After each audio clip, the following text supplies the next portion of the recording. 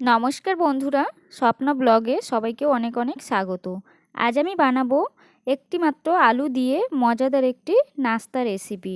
তো চলো দেখে নেওয়া যাক রেসিপিটি আমি কিভাবে বানিয়েছি। নাস্তাটি বানানোর জন্য আমি এখানে একটা আলু নিয়েছি, আর আলুটা আমি আগেই সিদ্ধ করে নিয়েছি। এখন আমি আলুটাকে হাতের সাহায্যে একটু ভালো করে মেখে নিচ্ছি। আলুটাকে আমি ভেঙে নিয়েছি। এখন আমি এর মধ্যে দিয়ে দিচ্ছি পরিমাণ মতো নুন, দিয়ে দিচ্ছি কাঁচা লঙ্কা কুচি, আর দিয়ে দেব ধনেপাতা কুচি। আমি এই রেসিপিটা সম্পূর্ণ নিরামিষভাবেই বানাবো। তোমরা চাইলে পেঁয়াজ কুচিও দিতে পারো এর মধ্যে। গোটা জিরে, গোটা ধনে, শুকনো লঙ্কা আমি ভেজে গুঁড়ো করে নিয়েছি, তা আমি 1 চামচ মতো দিয়ে দিলাম। দিয়ে এবারে আমি সব কিছুকে একসাথে ভালো করে এটাকে মাখিয়ে নেব।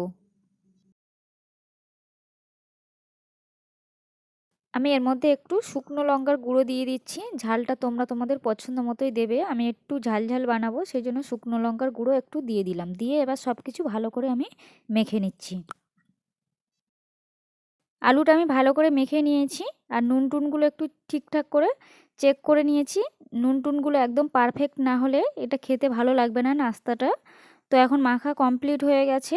এখন আমি এটাকে একটু রেখে দিচ্ছি সাইডে। এদিকে আমি একটা আটার ব্যাটার নিয়ে নিয়েছি। তোমরা চাইলে ময়দা দিয়েও নিতে পারো, ময়দা দিয়ে বানাতে পারো। ব্যাটারটা আমি আগেই বানিয়ে নিয়েছি। এটাকে আমি একটু নুন দিয়ে মেখে নিয়েছি। তো এখন আমি আরেকটু ভালো করে এটাকে মেখে নিচ্ছি। অনেকক্ষণ রাখা ছিল, সেই জন্য একটু নরম হয়ে গেছে। তো আটা দিয়ে মেখে আরেকটু শক্ত করে নিচ্ছি। তো দেখো এটা আমি মেখে নিয়েছি। মেখে পুরো একটা শক্ত গোল ডো বানিয়ে নিয়েছি। এখন আমি এটাকে একটা রুটির মতো করে বেলে নিচ্ছি, মোটা করে। বেশি পাতলা করব না, একটু মোটা ধরনের। এটাকে আটা দিয়ে আমি রুটির মতো বেলে নিচ্ছি।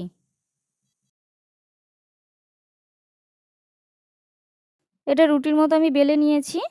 তো দেখো এটা কতটা পুরু হয়েছে, বেশি পাতলাও না বেশি মোটাও না। এখন আমি এই আলুর পুরটাকে এর উপরে বিছিয়ে দিচ্ছি।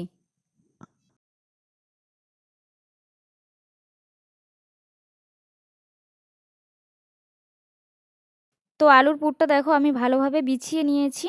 এখন আমি হাতের সাহায্যে এটাকে রোলের মতো আস্তে আস্তে ভালো করে পাক দিয়ে নেব, খুব সাবধানে, যাতে এটা পুরটা বেরিয়ে না যায় আর এটা চারিদিক দিয়ে ফেটে না যায়। তো এইভাবে ভালো করে এটা পাক দিতে হবে, যাতে জোরের মুখ থেকে ছেড়ে না যায়। তো আর একটু ভালো করে হাতের সাহায্যে এটা ঘুরিয়ে ঘুরিয়ে পাক দিয়ে নিতে হবে।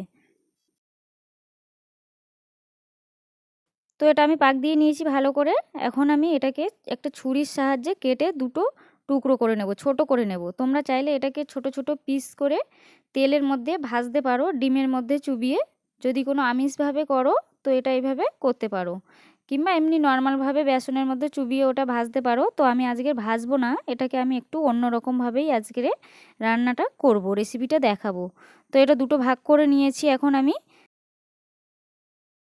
আমি একটা সিলভারের বাটিতে গ্যাসের মধ্যে বসিয়ে দিয়েছি জল দিয়ে অল্পটা। এখন আমি একটা ছিদ্রযুক্ত বাটি নিয়েছি, তার মধ্যে দিয়ে এর দুটোকে আমি একটু সিদ্ধ করে নেব, ভাপে সিদ্ধ করে নেব। 8 থেকে 10 মিনিট এটা আমি ভাপ দিয়ে এটাকে সিদ্ধ করে নেব।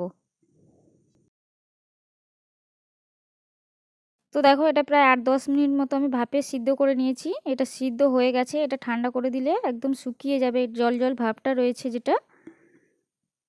তো দেখো ঠান্ডা করে নিয়েছি, আর এটা জল জল ভাবটা পুরো টেনে গেছে। এখন আমি এটা ছুরির সাহায্যে ছোট ছোট পিস পিস করে কেটে নিচ্ছি। তো আজকে রেসিপিটি এই পর্যন্ত। এটা সন্ধ্যাবেলায় নাস্তা হিসেবে খেতে দারুণ লাগে। তো একবার এইভাবে ট্রাই করো, আশা করছি তোমাদেরও খুব ভালো লাগবে। তো আজকের ভিডিওটি এই পর্যন্ত। ভিডিও ভালো লাগলে অবশ্যই লাইক কমেন্ট শেয়ার করে পাশে থেকো, চ্যানেলটা সাবস্ক্রাইব করে। সবাই ভালো থেকো, সুস্থ থেকো।